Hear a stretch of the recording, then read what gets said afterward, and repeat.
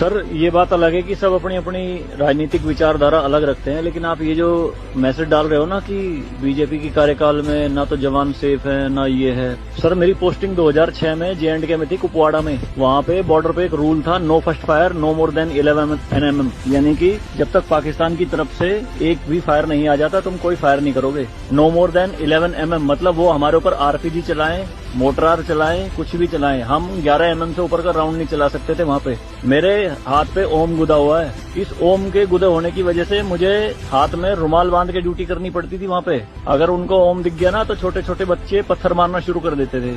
और सर श्रीनगर के लाल चौक पे 26 जनवरी के दिन बहुत बड़ा तिरंगा बिछा के जिंदी गाय काटी थी, जिंदी, और जिंदी की खाल उतारी थी सबके सामने, पूरी सेना के सामने। यूनिट खड़ी थी वहाँ पे पूरी, और चक्कू लहरा के खूब बोलते थे, क्यों भाई हिंदुस्तानी कुत्तो, तुम्हारी माँ है ना ये, देखो क्या हाल करेंगे इसका हम। भाई कुछ नहीं उखाड़ सकते थे उनका। क्यों? क्योंकि सेंट्रल में गवर्नमेंट गंडवी थी, नपुंसक गवर्नमेंट थी। हमारे सर पे चौकी बना ली थी उन्होंने, जो LAC है ना, LOC, उस पे बिल्कुल वहीं 50 मीटर के दायरे में। और रात में बड़े बड़े स्पीकर पे माइक पे बोलते थे पाकिस्तानी रेंजर्स, अरे अपनी बहनों को एक रात के लिए हमें दे दो।